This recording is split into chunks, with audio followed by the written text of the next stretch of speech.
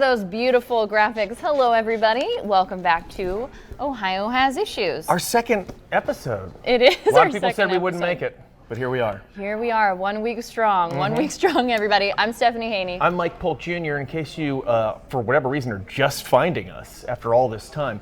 We are doing a political show, a weekly political show about Ohio politics specifically. We have a very important election coming up. I mean, all elections are important. But we have a very important election coming up this year, and the powers that be thought it might be a hot idea if we kept you up to date on what's going on politically each week through this live streaming show that appears on several platforms. And however you got here, we're happy that you're here.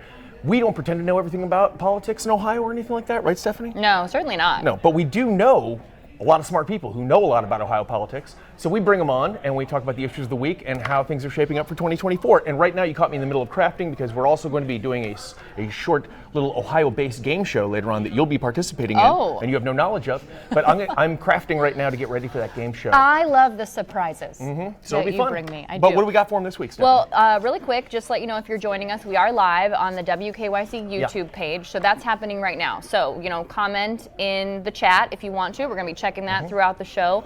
Also wanted to let you know you might be listening to us back on a podcast platform. If so, interesting life choice. But I'm happy you are. It is a choice. It is a choice to be made. And if you are, you may want to find yourself wandering to the YouTube video as well, because we're going to show you some things. Imagine wanting to hear us but not see us. Can you just, what a silly concept. I can't even imagine it. And one of the things that you might want to see is our really cool behind the scenes thing that we have going on. It's very, we actually special. started doing this in the November election when we showed live coverage of the November election, gave you results and whatnot. And we had something that was more popular than actually us speaking ourselves was we did cut to a newsroom shot. Can we cut to that, Beebs? Producer Beebs? That is the newsroom shot of the station. That's live right now. Those are people. We're in a corner right there. I'm going to pop out in a sec so you can see me. But this was the most popular part of our live coverage of the election, sadly. We don't care why you watch, we're just happy you watch. But that's a bunch of news people that we work with back there. So it's more people who are interested in watching to see like what Betsy Kling's having for dinner and stuff like that. Those are most of the comments. So if you want to talk about politics, ideal. But if you also want to just say like, hey, I think I just saw Russ Mitchell come back from going to the dressing room or something like that, you're welcome to say that as well. But that's our newsroom. Actually, I'll walk back there and give them some perspective. You commentate. You go ahead. You take a little stroll. I'm going to let you know, to also let them know while you're strolling to please turn our lights back on. Can you do that, Mike? I'll get those going. Please let them know to turn our lights back on. We are here at something that's called the turntable. So it's in the middle of the newsroom and the newscast ends at 7:30. So when we pick up at 7:30, because this is only week 2, they haven't yet remembered. Thank you. Let there be light. Ask and you shall receive. I appreciate you. So take a peek. There you see Mike right now behind me. Beebs, can we go to that newsroom shot very quickly? Then you'll be able to see Mike waving around the newsroom there. So no tricks here. It is actually a live shot of our newsroom. We just wanted to let you know that. All right, Mike, come on back over here. This is our show, Ohio Has Issues. So we are happy that you are here. And we got some big things that are coming up here. Like Mike mentioned, 41 days to the Ohio primary. Huge. That's on March 19th. 12 days till the next Ohio U.S. Senate debate. That's between the Republican candidates. So this week, we're getting you started on learning all about the candidates. Stephanie has booked all of the candidates almost. We got one holdout. Almost. I kind of booked one. Yeah. And kind of didn't. No. We'll get into that. But you have nailed down and actually interviewed 2 of the 3 Republican Senate primary candidates. And you're going to be hearing from them on specific issues today. And what issues will we be discussing with them? Yes. Today we'll be talking with current Ohio State Senator Matt Dolan and current Secretary of State Frank LaRose. We're going to talk about abortion. We're going to clarify their stances on abortion. And then we're also going to talk with them about some accusations, actually some facts pertaining to their competitor, Bernie Moreno, this overtime wage theft lawsuit, which now's a good time to talk about why we don't have Mr. Moreno a part of this particular broadcast. Yet. I did reach out, and we have a graphic showing all the ways in which I reached out to Bernie Moreno's campaign. That's a thorough graphic you made there. It's actually, if I were just trying to reach him, to get coffee with a friend, this would be embarrassing, the amount of times that I reached out to Moreno campaign. Ghosted. I was Moreno ghosted. So we emailed the general press campaign email. We talked with the Cuyahoga County Republican Party, who did tell me they forwarded my emails to the Moreno campaign, left a voicemail with the Ohio Republican Party, also sent a message through Moreno's campaign website contact form. That's when we made some headway. Okay. After that happened, I heard back from someone on Moreno's campaign, from a staffer, and they said, we'll do this, let's get it done. And then threw out some dates and they said, okay, I'll check with scheduling. Didn't hear back from them after January 30th. Very strange. That was the moment in which I got Moreno ghosted. But I think that once he sees these thoughtful responses from the other candidates, he'll want to be involved and he'll want to be heard as well. So Yeah. what's the first topic we're going to be discussing? I do have to mention, just for go ahead, completion's sake, that I did also text a phone number that I was told might belong to Bernie Moreno. That sounds like a scam of some sort. I didn't get a response. That's weird. I didn't get a response. So we tried. So let's get to our first topic. Okay. I did talk with Ohio State Senator Matt Dolan and Secretary of State LaRose, the first of many topics, abortion. We're clarifying their stance because after the last Senate debate, there were some things that were unclear. So let's take to that interview right now. I want to talk to you a little bit about an issue that was brought up in the recent debate among the Republican Senate candidates here in Ohio, the issue of abortion here in Ohio. You and your candidates did say, your fellow candidates did say that you do support a stricter ban at a national level here in Ohio than Ohioans voted for last November. Why do you support that? Well, my pro-life record has helped reduce abortions in Ohio. I am pro-life. I am for the 3 exceptions. And I think that's a pro-life record that reflects more of what Ohio's really want. Issue 1 went too far. It does allow for late-term abortions. I think most Ohioans didn't know that. But the reality is, in a political environment in 2024, it's my pro-life record that I've been consistent about that I can present to all Ohioans and say, okay, here's somebody who understands our positions. My opponents are really disingenuous on this issue because they've been all over the place. And I think on this issue, you should always be consistent. But on this issue, you can't take one position because you think it helps you in a primary and then take another position when you realize that's completely out of step with most Ohioans. I think in a 24 election, my pro-life stance can beat Sherrod Brown. When you talk about the current Ohio State Constitution that was voted for in November, and you say that it allows for late-term abortions, can you elaborate on what you mean by that? Yeah, certainly. So I'm for the 3 exceptions, which is the life of the mother and any pregnancy as a result of rape or incest. What the issue 1 did is it added, if in the determination of the doctor or the patient that it's in best interest of the health of the mother, the pregnancy can be terminated. There was no definition of what that meant. Is that the mental health of the mother? Is that the physical health of the mother? Or is it the physical health of the mother? So really what it does is it opened the door to terminating a pregnancy at any point during the pregnancy. And that's out of step with where most Ohioans are. Are you aware, based on the Ohio State health statistics, that there have been a limited number of abortions after the 25-week period here in Ohio since 2013? Oh, absolutely. I mean, we hope this is rare. It still should not be in our Constitution. But again, Stephanie, I think that's a result of my pro-life record that abortions are being reduced overall. I mean, that's ultimately the goal. We want women to carry the pregnancy to term, and if they're unable for whatever reasons not to be with the child, that we have adoptions necessary, that we make sure that baby gets the health care that they need. But I agree, yeah, we want to reduce it, but it shouldn't be in our Constitution at all. It shouldn't happen once. You and your fellow candidates for the Senate seat for the Republican ticket here in Ohio generally agree on this issue. All of you had said at the Senate debate that you would support a stricter national abortion ban. What sets you apart from Mr. Bernie Moreno and also Secretary of State Frank LaRose? Well, I have been consistent in my position on abortion. I have not changed because it helps me in a political primary. I've taken votes that I have been consistent with my record.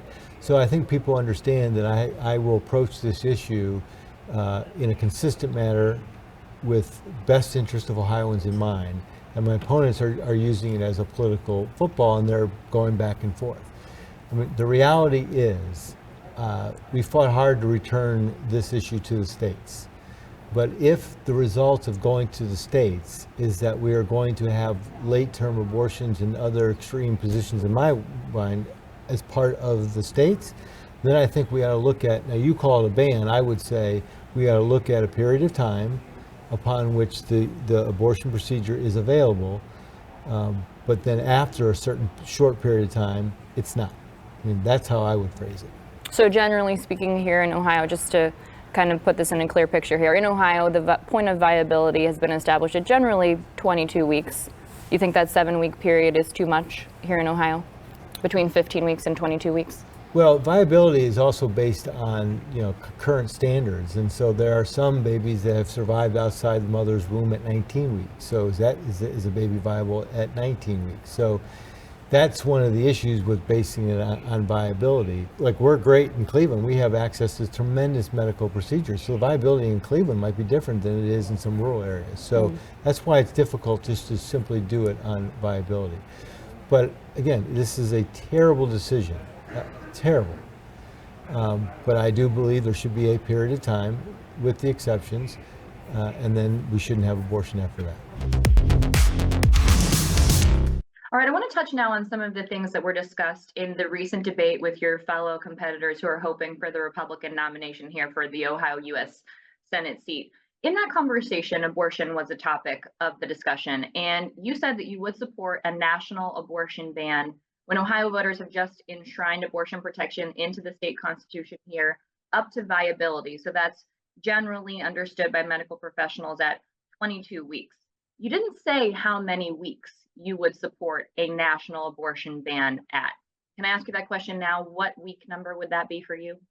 Well, this is not something that we negotiate in an interview between a journalist and a prospective member of the Senate. This is something that gets worked out among the 100 members of the Senate when I'm serving there. As a pro-life Ohioan, I'm going to do things that we can do to protect life. But I want to correct you on a couple things. What was passed in Ohio last year is not only legalizing abortion up to viability. It really, in many ways, is the most extreme abortion law in the country. It allows abortion all the way through the end of pregnancy. It takes parents out of the equation when it's involving a minor child. Those are things that are really not consistent with what most Americans, most Ohioans believe. That's really a pretty extreme position. What I've said, and I don't use the word ban, but there should be national standards. We're, as a country, not a group of people that believe in late-term abortion, just days or weeks before the child is born.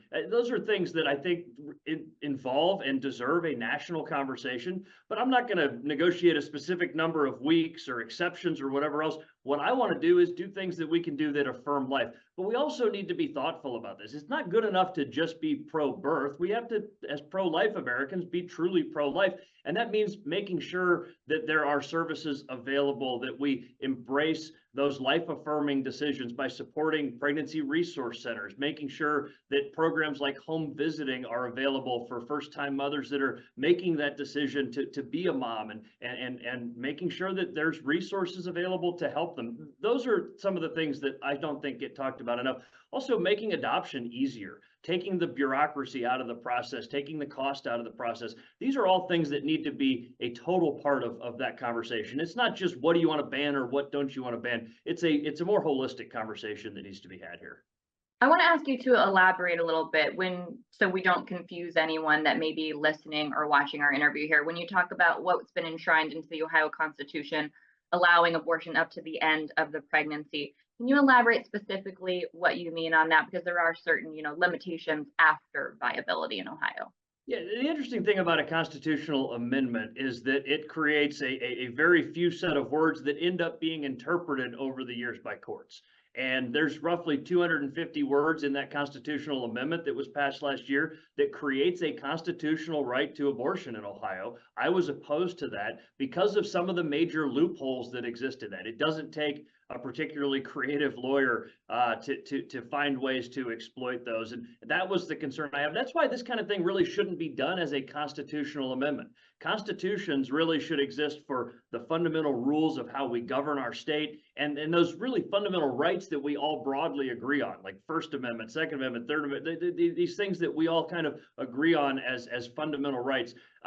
Controversial issues of the day like this one really shouldn't be done as a constitutional amendment. That's the great concern that exists here. And I sincerely believe that what was passed last year in Ohio opens the door to things that most Ohioans consider a bad thing, like late-term abortions and taking away parental involvement, which is when a minor child is facing a crisis like an unplanned pregnancy, that child needs to have her family around her, supporting her, not be sort of taken away by some school official to a clinic without her parents knowing.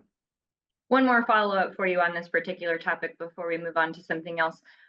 When in the state of Ohio, our state health records show that there hasn't been an abortion past 25 weeks since 2018, and there have only been 4 since 2013. Do you think it's a good use of resources to focus on doing something at the national level that would change what Ohioans voted for in this last November election? Well, you're talking about a time frame when we had done a number of life-affirming things in the state legislature to make that not a possibility that would happen. And so that has all changed as of November. I do think this is a conversation that needs to happen. But listen, this obsession with constantly talking about this issue, this is something that I find interesting, because it seems like that's the only thing Sherrod Brown wants to talk about. He can't talk about the economy with a straight face. He can't talk about the border, national security, domestic security. He can't talk about these things with a straight face. The only issue he wants to talk about is abortion. And really, he's the one that is the extremist on this issue. He supports late-term abortion, taking parents out of the conversation. That's the extreme view that, sure, there'll be a conversation about that going forward, but we're focused on other issues as well, like how do we grow this economy? How do we secure our border? How do we restore parents' rights? How do we restore America's strength and standing in the world? Those are some of the things that we also need to be talking about. I don't think Brown wants to talk about those because those are losing issues for him. Now, when you talk about this particular issue, which we are moving on from, this is something that your competitors, Mr. Bernie Moreno and Ohio State Senator Matt Dolan, agree on. They agree on a national measure related to abortion. So I'm going to ask you, what sets you apart from Senator Dolan and Mr. Moreno? Well, it's that I'm proven on this. Listen, any candidate that's running in a Republican primary is likely to call themselves pro-life. You'd be, I guess, foolish not to. The difference is, for these guys, it seems to be a newfound interest. I have a long track record of fighting for life. Ohioans know that. It's who I am. It's part of my belief set, and it's part of how I've governed over the years in the state legislature. So these guys may call themselves pro-life. Their background prior to when they decided they wanted to be elected to the U.S. Senate is very different. For example, Mr. Moreno sat on a board that gave massive amounts of money to pro-abortion groups like Planned Parenthood, but now he wants to claim that he's pro-life.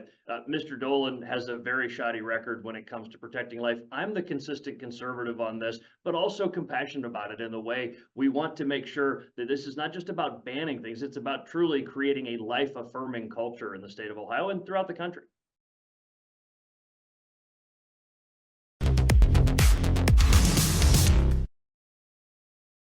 First, Ohio State Senator Matt Dolan, and then Secretary of State Frank LaRose. That's right. And those are obviously some very strong opinions, but you also have the information that we need to kind of understand where Mr. Moreno, who you have not spoken with yet, stands on these issues. Is that right? That's right. He did speak publicly on this extensively. So here's what we have. We have a graphic to show you as well if you're watching with us on YouTube and the WKYC Plus streaming app. So we do know that Mr. Moreno supports a 15-week federal abortion ban.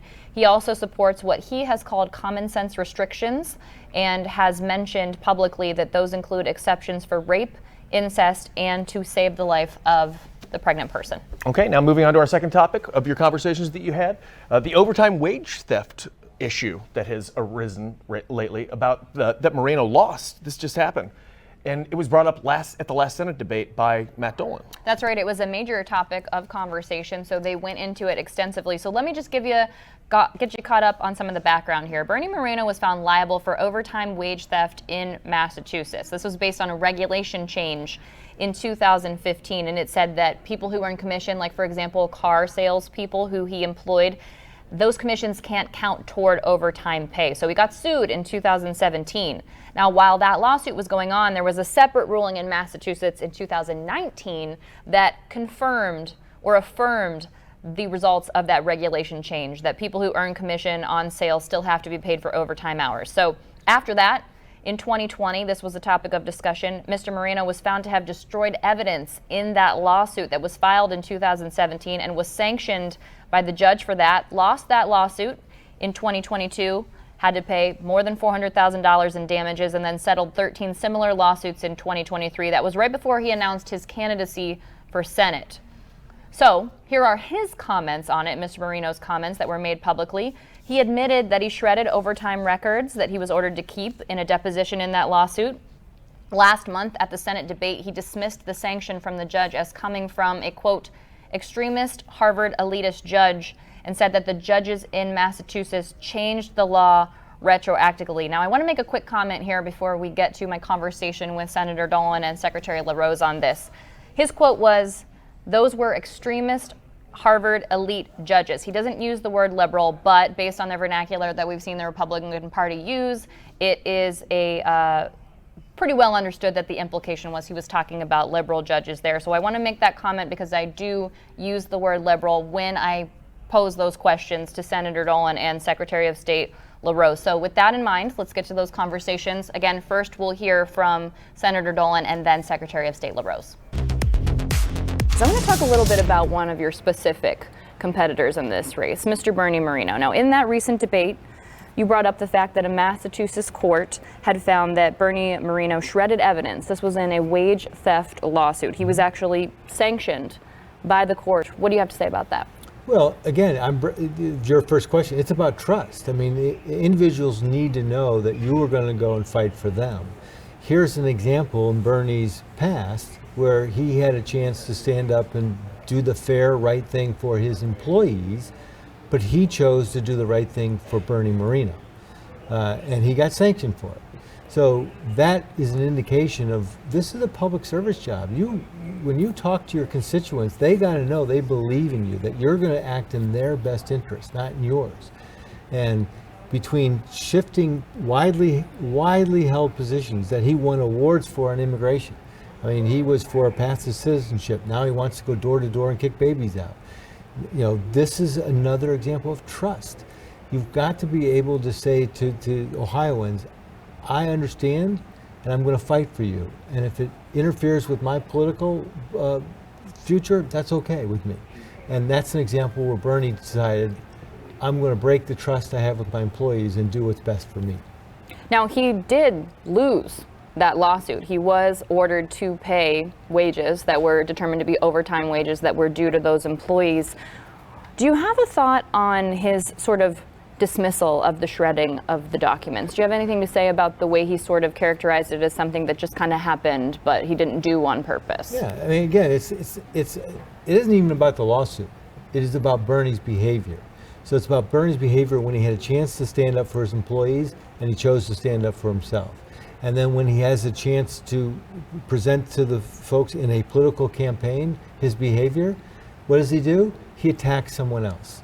It's always someone else's fault. And we've had too much of that in politics.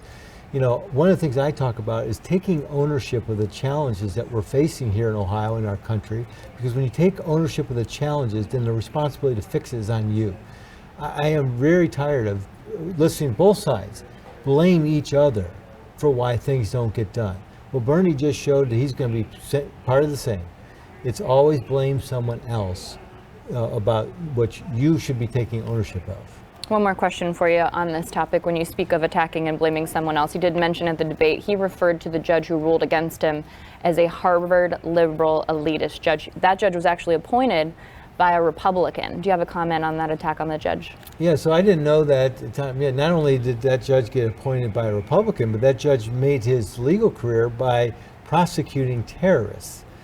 So it is very disingenuous for Bernie to, again, blame, deflect what's really the issue, and that was Bernie's behavior when people needed his trust. He turned his back on them. And to blame it on the Harvard elitists, again, it's another example where you just can't trust.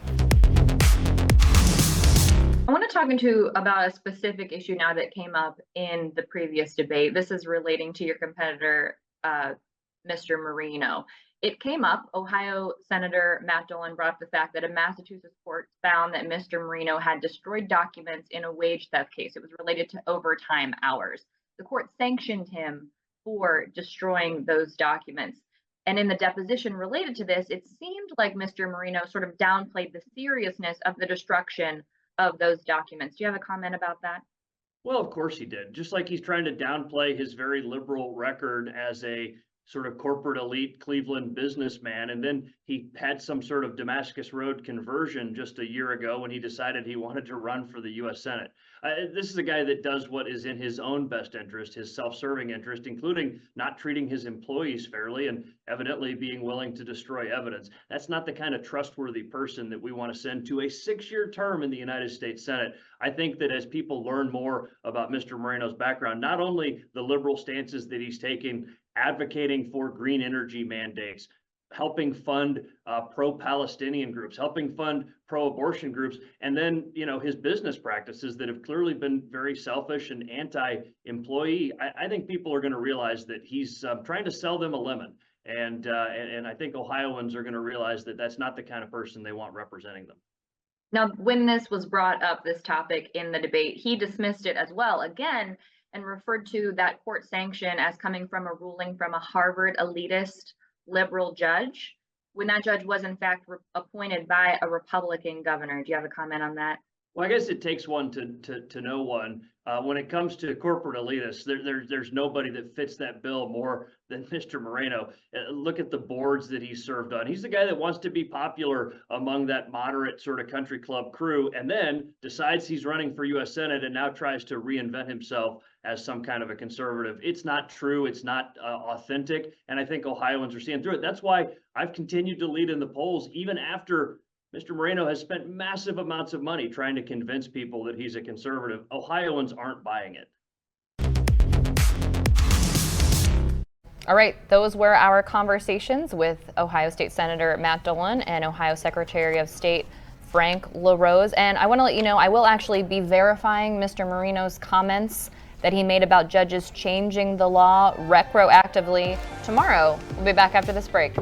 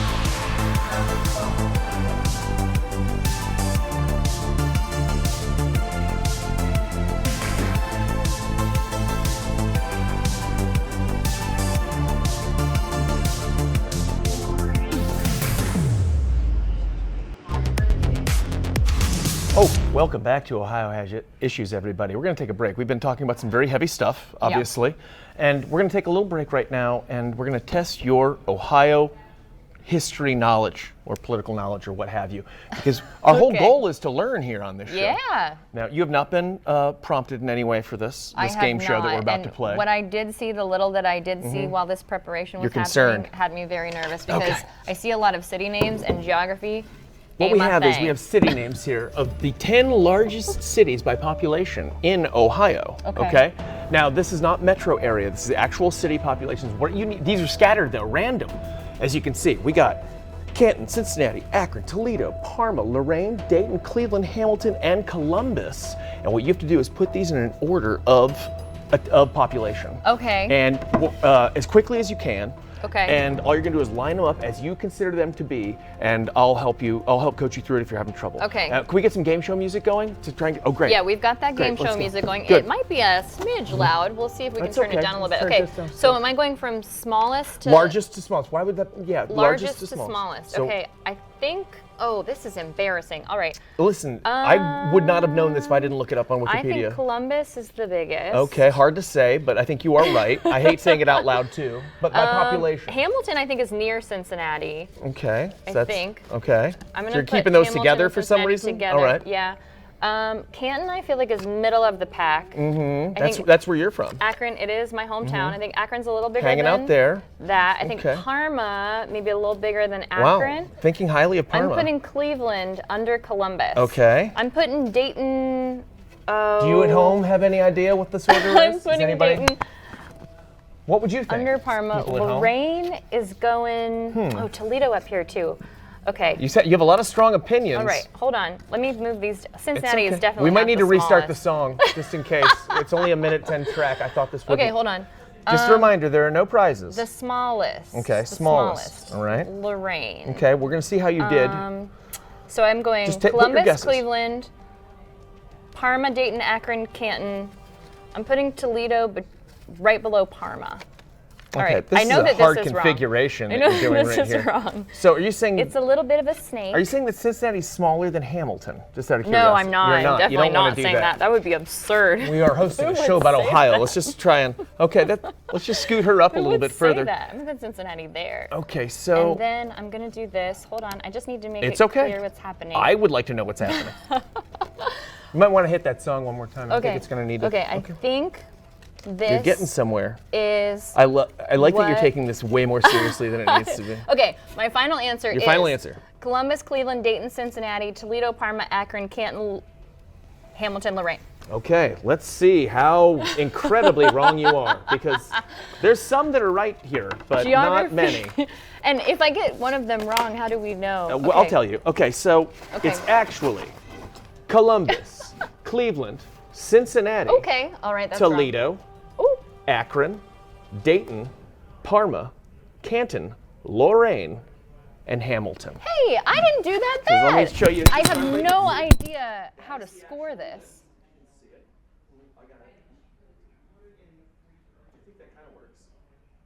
Yeah. Columbus, Cleveland, Cincinnati. Okay, so there you go. Just to give you an idea. And those numbers are surprising. So you came pretty close. I feel okay about that. I'll be honest, a couple of surprises on here. I didn't know Hamilton was a place. To be honest, I thought it was a county, but I didn't know it was a city. Good for you guys for think being a it's city by too. Cincinnati. I think here's what we figured out when we were talking about it. I think Hamilton is like the Parma of Cincinnati. Okay. Like a big old suburb. And I think Hamilton is the Parma of Cincinnati is the most Ohio sentence that's been said on this show so far. That was stressful. A couple other interesting things. You did great. You did great. A couple other interesting things. Parma's huge. Parma has 80,000 people in it proper. More than 80,000, almost 81. That's a lot. It's the seventh biggest city, and it's right there downstairs below Cleveland, and that's interesting. Parma is actually bigger. I looked this up. If you go to Wyoming, Parma would be the biggest city in Wyoming. That would be their New York. Oh, wow. If Parma were in Wyoming, just to give you some perspective on that. I mean, it's crazy. That's how many populous cities. We actually are a very populous state still, despite how many people we've hemorrhaged, because Columbus is growing, and we were huge to begin with. But I did not know that Hamilton was a place, and that was the most surprising thing that I learned. Let's get some more people in Canton. It's a really nice place. That's yeah. where I grew up. It is. It is a place that you grew up. So We need to take another we break. do need to take I a need quick to break. recoup after And that. we hope that you learned something. We're going to teach you a little bit more because coming up after this, we've got another very special guest. Tell them who's going to be joining us. Yes, we have NBC senior political reporter Henry J. Gomez. Boom. Stay tuned.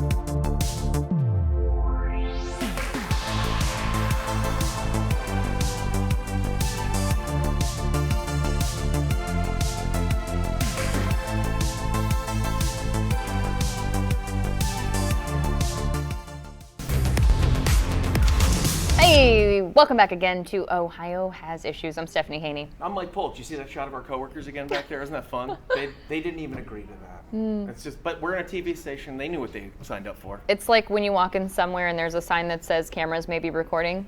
We don't need that sign Constantly. because it's a There's TV cameras station. everywhere. Deal with it. Deal with it. We have some more important political updates for you from a actual really impressive young man from originally, I believe, the Youngstown area, and then he was in Cleveland. He was a writer for Cleveland.com for a long time, and now he went big time. This is a local boy made good.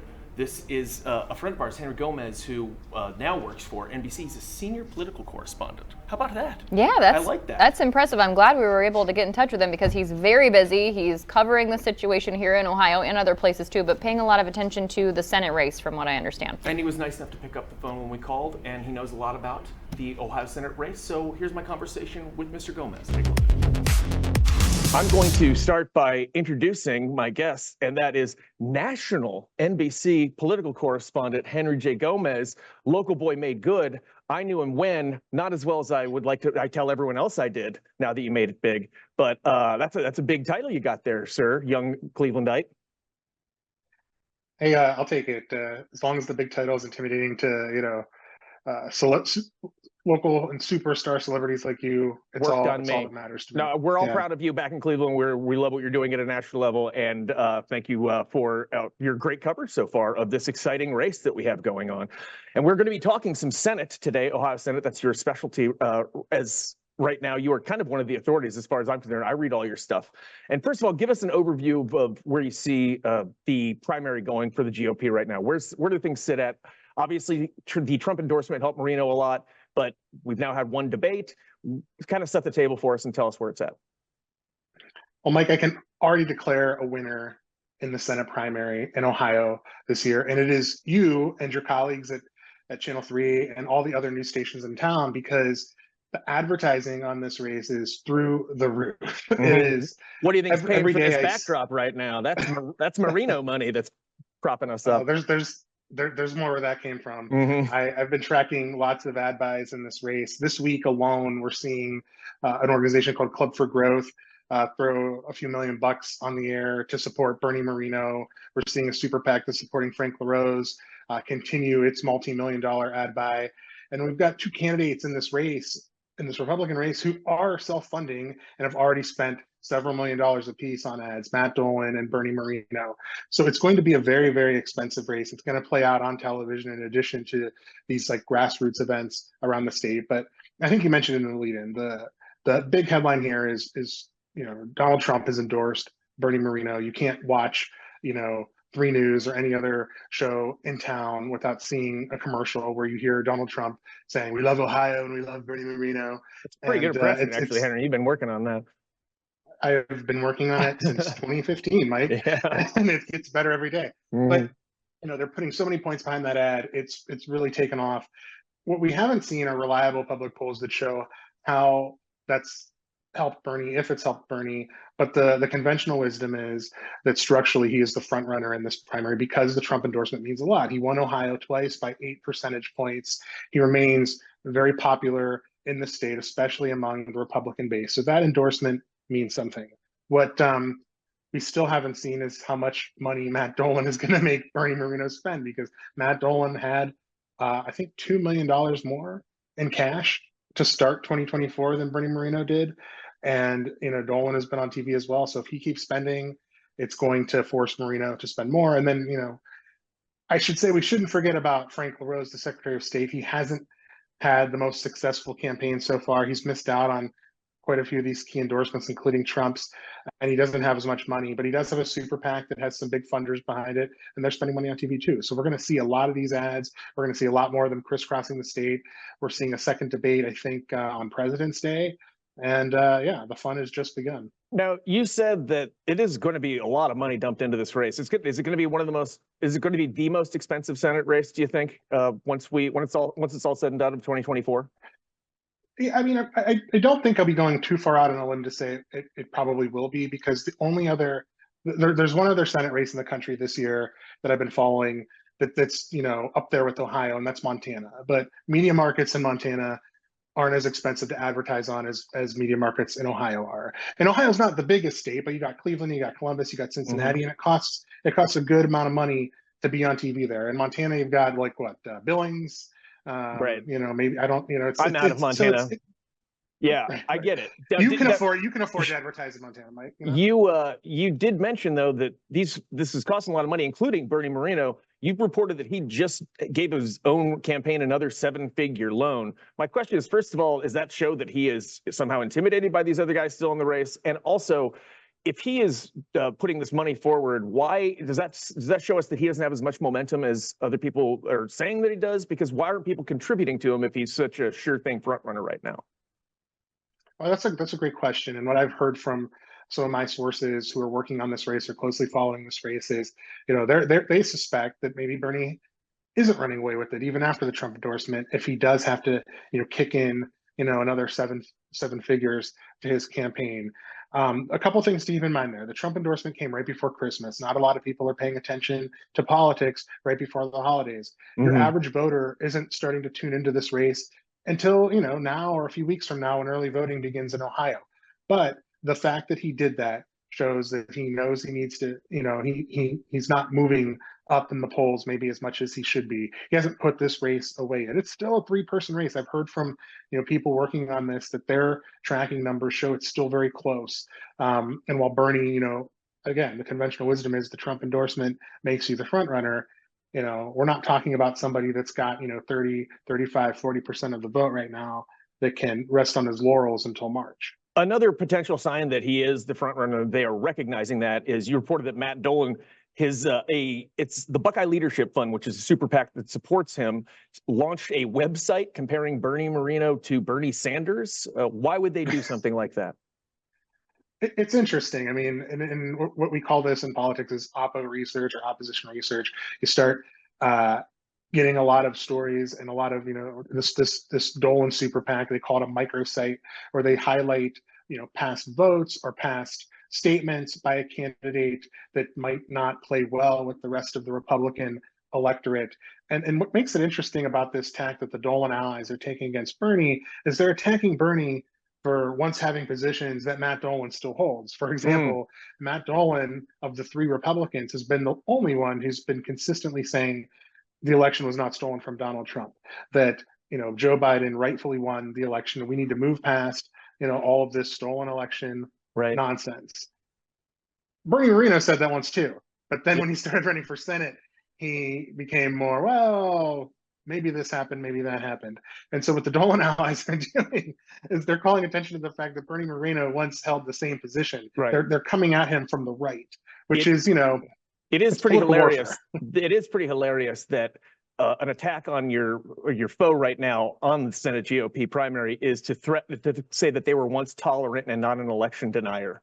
And that's them saying, we got you, that's a fantastic strategy that's being employed right now and very fascinating. But speaking of endorsements, we picked up Frank LaRose, actually picked up a couple this week. He got the Buckeye Firearms. They actually endorsed him, and so did Representative Mike Turner. Is that meaningful? And what does that say about what the gun lobby, I guess, thinks about the other two?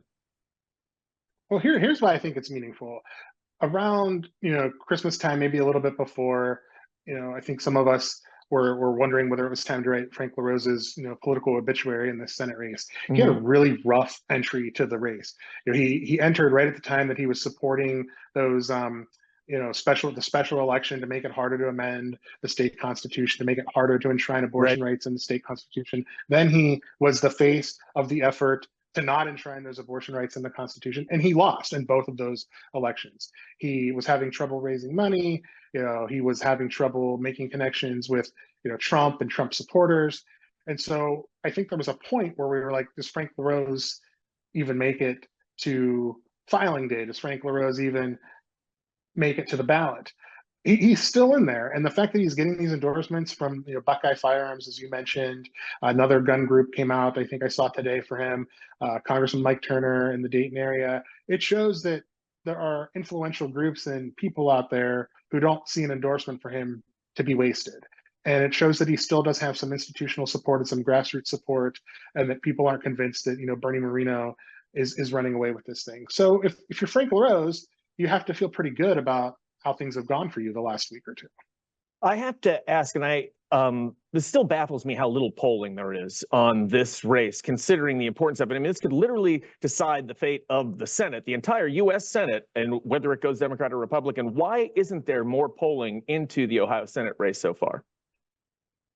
And that's a good question too. I mean, polling is expensive to do. To do a high quality poll costs quite a bit of money. Ohio, and when pollsters do it, they like to lump a bunch of states together because they'll if you're going to spend the money for it, you might as well get the bang for your buck. And Ohio's a hard state to poll. We've seen over the years that it's really hard to poll the southeastern part of the state. Appalachia, parts of the state that might not have great cell coverage, and we've seen that skew these polls in the past. I mean, there were polls that showed Hillary Clinton winning Ohio by 10 points in 2016, and we all know how that worked out. So I think that there's some sense that it's not worth it for some of the national pollsters, and because it's so expensive, you're not seeing like your Columbus Dispatch or your Cleveland Plain Dealer shelling out the money to do those polls, the high quality polls like they used to. One more quick one, then I'll let you go. Sherrod Brown, if you were him, which of these candidates would you want to face the least? Probably, I mean, it's either LaRose or Dolan. I mean, LaRose because he's got the statewide name recognition, or Dolan because he has the Northeast Ohio name recognition. He has that base here. He has been on the ballot in Cuyahoga County. He ran for Cuyahoga County Executive, I think, in 2010. So, Ohio elections, especially for Democrats, are all about margins. And if you have a Republican who can, Republican's not going to win Cuyahoga County, but if you have a Republican like Matt Dolan who can, do better than the average Republican does here, then Sherrod Brown is in trouble.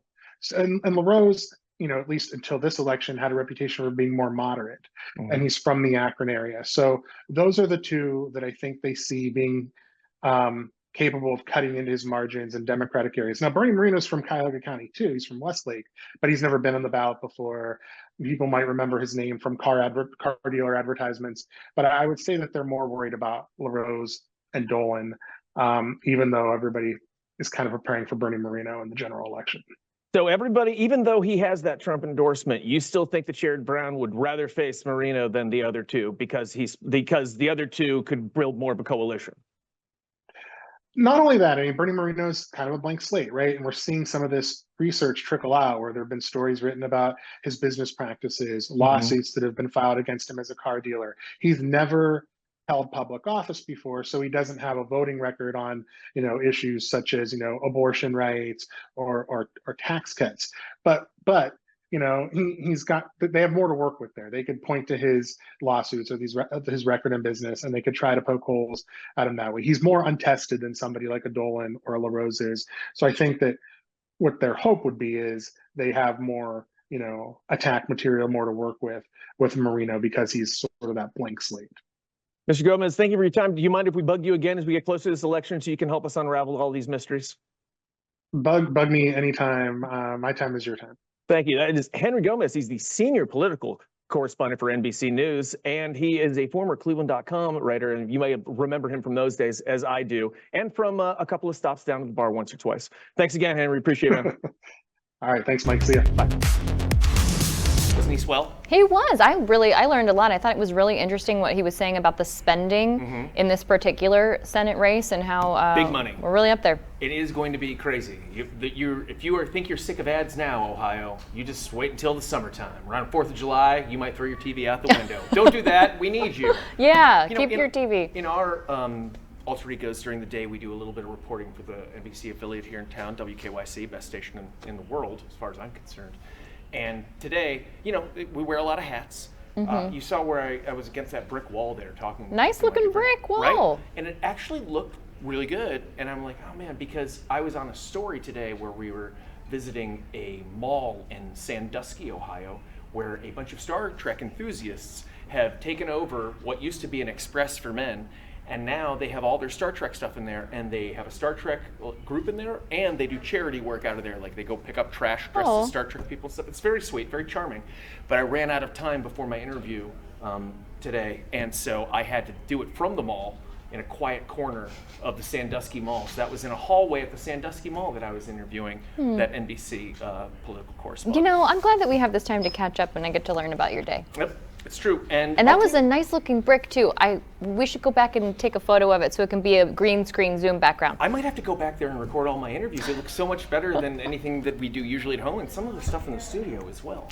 But thanks to Henry, and he's going to be joining us regularly, whether he likes it or not, because I've known him for quite some time and he has no choice. Yeah, well, we're happy to have him and can't wait to have him back. It's going to be a long conversation leading into what's going to happen here in November. The balance of the power in the Senate could very well depend on what happens here in Ohio. And we'll be reporting on it sometimes from right outside of Spencer's Gifts, like I was today, right around the corner. That's what was going on while I was interviewing, while I was doing my important interview today. Well, I'm glad that you and Henry were able to make that work. What do we have going on next week? Next week, we've got a couple different people coming up, but let's take a little break and then we'll get into that. Okay.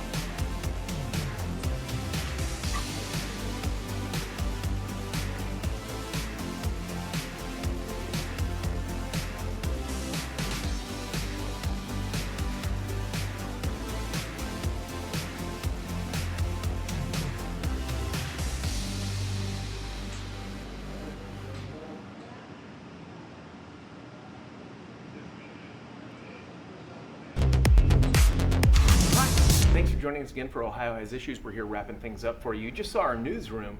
If you're just joining us, we show a shot of the newsroom, so all of our coworkers are back there just, making stuff happen, journalisming really hard, and you get to peer into that world, in case you were wondering what that was. A little behind the scenes, so in case you are listening to this on a podcast platform, we'll drop the link to the YouTube video in those notes so that you can check that out. I imagine people learned a lot today, including the top 10 largest populated cities in Ohio. We showed you that earlier.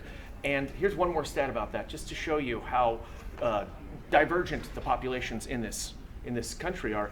I said before, Parma would be the most populated city in Wyoming, right? Not only that, but Brunswick would be the third most populated city in Wyoming. Brunswick, Ohio, you would be the third biggest city, and Wyoming has 2 senators, and so does California. Fun system. And so does Ohio. Fun system we got going on here. Yeah. So but anyways, that's interesting. That's a little fact. So we all learned something about that. About how many people live in this darn state of ours. I found it very interesting. What are we going to teach people next week? So next week, actually, the conversations that I had with State Senator Matt Dolan and Secretary of State Frank LaRose are actually much longer. I had 30-minute conversations with each of them, so we're going to hear from them again. Next week, we're going to talk with them about transgender issues and also redistricting, get some of their thoughts on some things that are happening here. Of course, we know that was that veto from Governor Mike DeWine was just overridden. Senator Matt Dolan voted to override that veto, so we talked with both him and Secretary of State LaRose about that. And then we also get into redistricting a little bit more and what they think about who should be choosing how those districts are drawn. And they have specific experience with that. LaRose being on that commission and Dolan's district having changed recently because of the redistricting. And I am going to be bothering our old coworker and current managing editor of Signal Cleveland, which is a great publication that everybody should support. I do personally, and you should, doing local journalism. Mark Namick, our old friend from WKYC, will be joining us and telling us the dish on what happened in politics this week. Yeah, so and you're going to want to see that. You're going to want to see that, and a little bit further out, just to give you some things that you need to be aware of. February 19th is the next Senate debate that's coming up here in Ohio, and we've also got some reminders for you. Wait, okay, so February 19th is the next February Senate debate. Oh, Senate debate. Thank you. February 19th is the next Senate debate. Got it. Yes. I'm writing this down so I know these things. And then coming up, the primary election dates that you need to know. February 20th is the Ohio voter registration deadline. So if you want to vote in that primary on March 19th, you need to be registered to vote here in Ohio by February 20th. Get on the stick, folks. We've got Get off the early. stick. Get on it or off it, whichever means go fast. I don't know either. I know. But we've got early in-person voting and vote by mail beginning February 21st. That's the day after the registration deadline ends. March 12th is the deadline if you want to request a mail-in ballot, if you'd rather do it all by home and not have to go to a polling location. March 18th is when you need to mail in that ballot. That's the return postmark deadline. And then, of course, the primary is March 19th, and those polls are open 6:30 a.m. to 7:30 p.m. that day. Of course, we'll have lots more for you on that. Can we just thank, no matter what you think of the state or anything or the world or the universe, thanks for not having primary day be on St. Patrick's Day again this year. What a disaster that was a few years back. Yeah, I think that's probably good for everyone involved. Everybody. I think it's good for democracy Good to job. not have primary day be on St. Patrick's This makes Day. sense, so thank you. Yeah, thank you for that. All right, thanks for being with us for our second edition of Ohio Has Issues. We'll be back next week, so we hope you'll join us then. See you folks. Stay informed. Bye.